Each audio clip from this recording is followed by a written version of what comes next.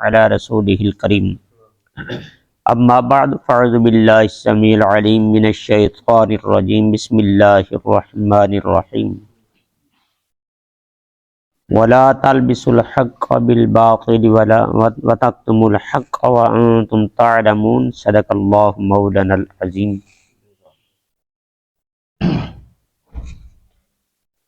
جذب القلوب میں اور فیوز الرحمان تفسیر روح البیان علامہ ملا علی قاری موضوعات کبیر میں تمام ان احادیث کو جمع کرتے ہیں کہ آقا کریم علیہ الصلوۃ والسلام آپ کے ارشاد پاک کا مفہوم ہے کہ اذان میں جو میرا نام سنے اور مجھ پہ درود پڑھ کر اپنے انگوٹھوں کو چوم کر جو آنکھوں کو لگائے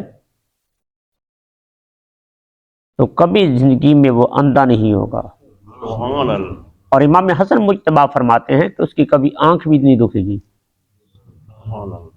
جی۔ اور اسی طرح مصطفیٰ کریم علیہ السلام نے حسین صدیق اکبر کو جو موضوعات کبیر میں حضرت ملا علی قاری فرماتے ہیں کہ حضرت حسین صدیق اکبر رضی اللہ تعالیٰ عنہ آپ کی حدیث مرفوع ہے، مرفوع حدیث کے درجے میں، تو فرماتے ہیں کہ آقا کریم علیہ السلام نے فرمایا کہ میرے پیارے صدیق جو تیری طرح کرے گا نا، جو آپ نے انگوٹھے چوم کر آنکھوں پہ لگائے تھے آسان سن کر، تو فرمایا کہ اللہ تعالیٰ اس کے اگلے پچھلے دیدہ دنستہ نئے پرانے سارے گناہ معاف فرما دے گا۔ سبحان اللہ۔ اور آقا کریم علیہ السلام نے فرمایا قیامت کے دن اس کو میں معاشر کی صفوں سے جنتی صفوں سے ٹولتا ہوا اپنے ساتھ جنت میں لے جاؤں گا۔ سبحان اللہ۔ صلی اللہ علیہ وسلم محمد وآلہ وبارک وسلم۔ خالق کائنات وحدہ لا شریک نے فرمایا تھا کفار یہود و ہنود کے جو علامات تھی، فرمایا کہ تم پہلے کافر نہ بنو اور میری آیتوں کے بدلے تھوڑی قیمت نہ لو اور مجھ سے ڈرو۔ پچھلی آیت میں فرحبون تھا، اس میں فتقون تھا۔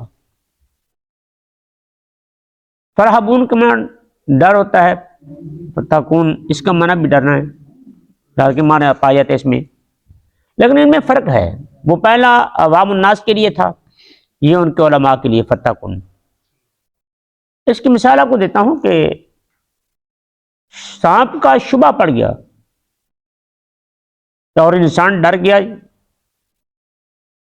یہ رہب ہے، فرحبون اس سے تعلق رکھتا ہے۔ اور سانپ کو حقیقتاً دیکھ لیا اور ڈر گیا، یہ تقویٰ ہے، فتقون اس سے تعلق ہے۔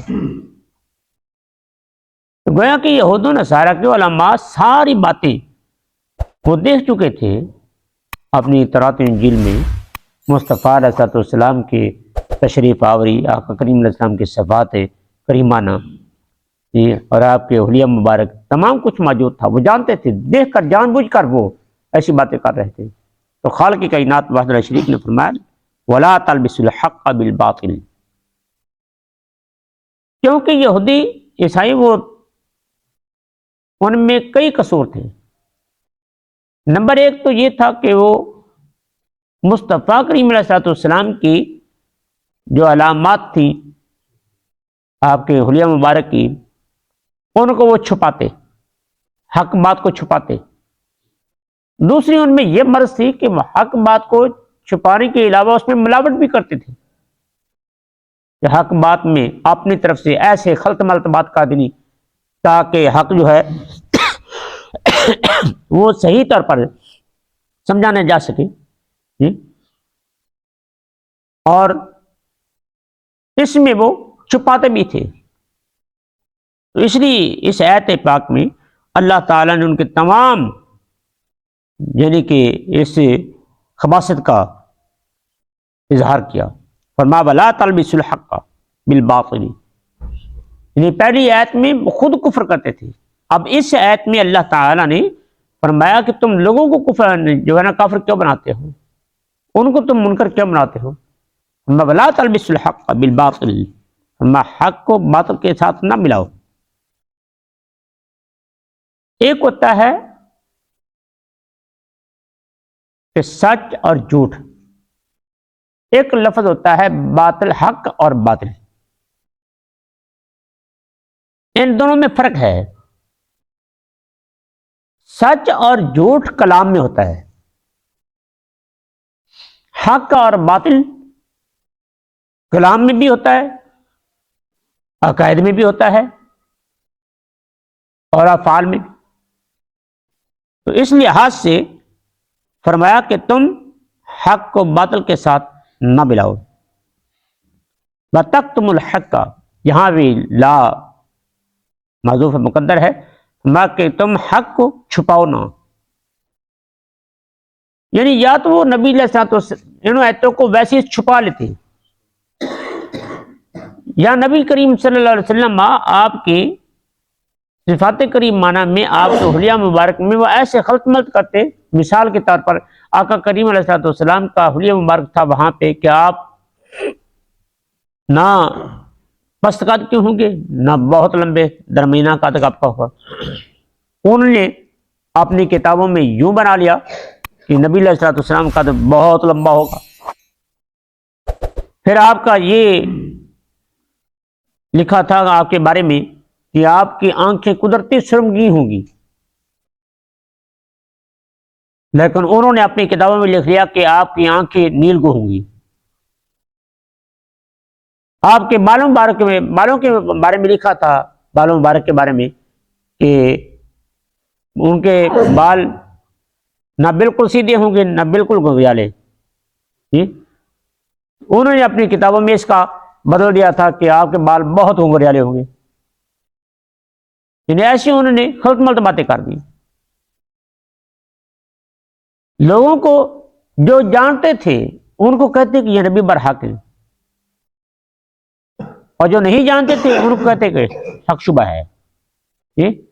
رب کائنات نے فرمایا کہ تم حق کو چھپاؤ نہ۔ دیکھو نا، یہ ایک بہت بڑی بات ہوتی ہے، ایک دیسی گھی کو ڈالڈے گھی کے ساتھ ملاوٹ کر دی جائے اور اس طریقے سے کی جائے۔ رب کائنات نے فرمایا کہ تم حق اور باطل کو نہ ملاؤ اور حق کو چھپاؤ نہ۔ اس سے معلوم ہوا کہ ملاوٹ کرنی بھی منع ہے اور حق کو چھپانا بھی منع ہے۔ وَأَنْتُمْ تَعْلَمُونَ، اللہ تم جانتے ہو۔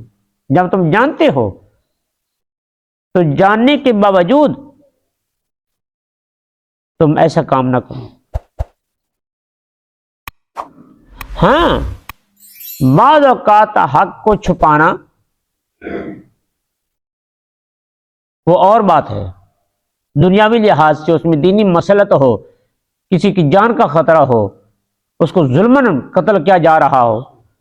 مثال کے طور پر کوئی آدمی بھاگا آیا، اس کو پیچھے جو ڈاکو لگے ہوئے وہ چھپ گیا، اور ڈاکو نے آپ سے پوچھا کہ یہاں بندہ تو وہ کہے کہ اللہ جانے۔ اب ایسی بات کر دی کہ اللہ جانے، اس نے یہ نہیں کہا میں نہیں جانتا، اس نے کہا اللہ جانے۔ یہ جھوٹ بھی نہ ہوا، لیکن اس کے بیچارے کی جان کو جو ہے وہ بچا لے۔ جی اب اگر کوئی کہے نہیں جی میں حق کو چھپاتا نہیں، بتا دے کہ یہاں پہ چھپا بیٹھا ہے، وہ اس کو قتل کر دیں گے، یہ گناہ ہے۔ لیکن بعض دفعہ حق کو ظاہر کرنا فرض ہے، واجب ہے۔ تو اس لیے جو تورات و انجیل میں مصطفیٰ کریم علیہ الصلوۃ والسلام کی یا دینی احکامات کی یا جائے قرآن پاک ہے، اس میں جو احکام ہے، اب ان کو چھپانا کون سا حق ہے؟ قرآن پاک کے احکامات واضح کرنے، بیان کرنا، یہ ائمہ حضرات کا یا علماء حقہ کا یہ حق ہے کہ ان کو خوب کھول کر بیان کریں۔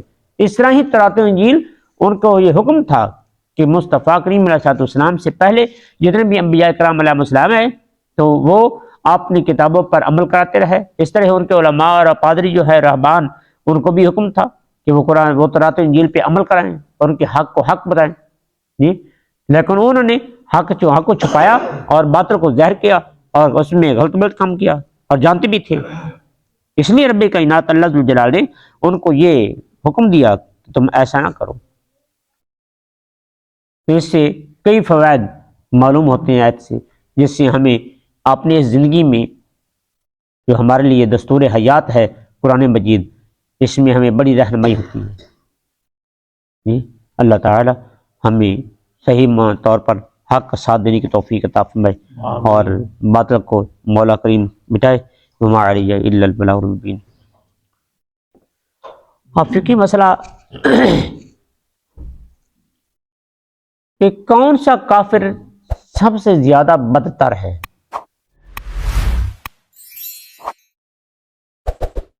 تو محترم، مرتد کافر اصلی سے بھی بدتر ہے۔ کافر اصلی تو ہے، کافر ہے نا، لیکن جو مرتد ہے وہ اس سے بھی زیادہ خطرناک ہے، جو پہلے اسلام لا کر اسلام سے پھر جائے۔ وہ کیوں زیادہ خطرناک ہے، بدتر ہے؟ وہ اس لیے کہ کافر تو کافر ہے، لیکن جو مسلمان ہو کر مرتد ہوا، اس سے کئی مسلمانوں کو اور بھی نقصان ہوگا کہ جو کچے ذہن کے لوگ ہیں نا، وہ سمجھے کہ شاید اسلام میں کون سی خرابی ہے جس کی وجہ سے یہ دوبارہ پھر گیا ہے، اور کئی لوگ اس کے ساتھ جو وابستہ تھے ان کے ذہنوں میں شکوک و شبہات پیدا ہوگا، یا کئی مسلمان جو ہیں اب اس کے اوپر جو بھروسہ کرنے والے ہیں، جب وہ مسلمانی کی حالت میں تھا تو وہ اس کو مسلمان سمجھتے ہوئے شاید آپ بھی بھروسہ کریں گے، اس طرح ان کو بھی نقصان ہوگا۔ اسی لحاظ سے جو مرتد ہے وہ کافر اصلی سے بھی بدتر ہے۔ اچھا، کیا انجان کاری میں کلمہ کفر بک دینے سے کیا بندہ کافر ہو جاتا ہے یا نہیں؟ تو یہ بھی فقہی مسئلہ ہے کہ انجانی طور پر کلمہ کفر بک دینے سے بندہ کافر ہو جاتا ہے۔ عام مشائخ کے نزدیک یہی حکم ہے۔ اسی لیے انسان کو جب بولے انسان تو بہت ہی سوچ سمجھ کر بولے، اور اسی لیے علماء حقہ کی مجالس کو انسان کو اختیار کرنا چاہیے، جو علم کی محفل ہیں ان میں بیٹھنا چاہیے، تاکہ پتہ چلے کہ میں کون سی زبان سے الفاظ بولوں تو میرے لیے کیا اس کا حکم ہوگا۔ مثال کے طور پر ایک عام جو عرفی حالت میں عوام الناس میں لفظ رائج ہے کہ نعوذ باللہ ثم نعوذ باللہ کفر نقل کفر نباشر، یہ اکثر جو جہلاء کہہ دیتے ہیں، خاص کر کے یہ عورتیں، کہ جب تھوڑی سی تنگی آئی، غربت آئی تو کہہ دیا کہ اللہ تعالیٰ مجھے پیدا فرما کے بھول جائے، یہ کلمہ کفر ہے۔ کیوں کہ اللہ تعالیٰ وحدہ لا شریک کو اس نے جو اس صفت کے ساتھ متصف کیا ہے کہ بھولنا، اور بھولنا ایک عیب ہے۔ اللہ تعالیٰ تمام عیوبوں سے پاک ہے، منزہ عن العیوب ہے۔ تو اللہ تعالیٰ کو اس نے ایسی صفت کے ساتھ متصف کیا جو کہ نہیں، تو اس لیے وہ بندہ کافر ہو گیا۔ یا اس نے کہہ دیا نعوذ باللہ کہ بھوک لگی تو کہا کہ میری آندھر کول واللہ پڑ رہی ہے، یہ بھی اکثر لوگ بولا جاتا ہے۔ یا ایسی کوئی بھی واجد کلمہ کہہ دینا، بک دینا منہ سے، انسان فوراً جو ہے وہ کافر ہو جاتا ہے۔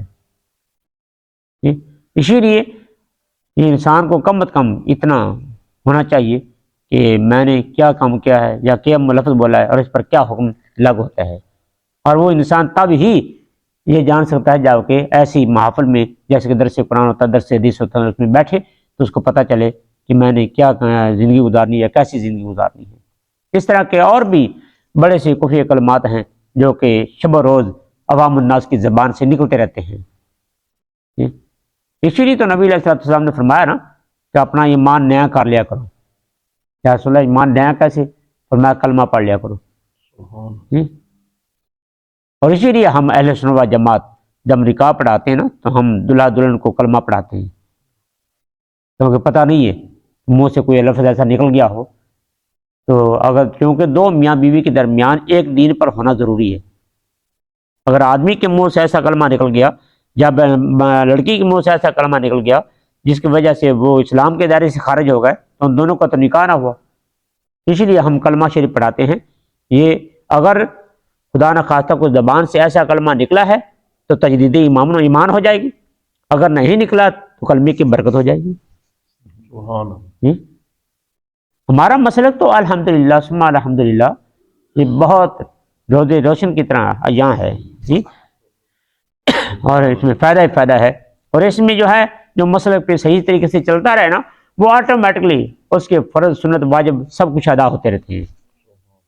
اللہ تعالیٰ مولا کریم مصطفیٰ کریم علیہ السلام کے ساتھ سچی محبت کاملہ نصیب فرمائے، اور اللہ تعالیٰ اپنی اطاعت اپنے پیارے محبوب علیہ السلام کی اطاعت و فرمانبرداری کی توفیق نصیب فرمائے۔ وما علیہ الا البلاغ المبین۔ ہاں وہ یہ شروع کرنا انگوٹھے چومنے کے بارے میں جو بھائی نے بتایا، ٹھیک مسئلہ یاد آ گیا۔ انگوٹھے چومتے وقت ایک احتیاط ضرور چاہیے کہ انگوٹھے چومنے وقت یہ جو نا اصل آواز نہیں پیدا ہونی چاہیے، یعنی اس طرح نہیں ہو جائے آواز پیدا نہ ہو انگوٹھے چومتے وقت، جب انگوٹھے چوم کر آنکھوں پر لگانے نا آواز نہیں پیدا ہونی چاہیے، اس کی احتیاط برتنی چاہیے، ٹھیک ہے۔ صدق اللہ۔ بسم اللہ الرحمن الرحیم۔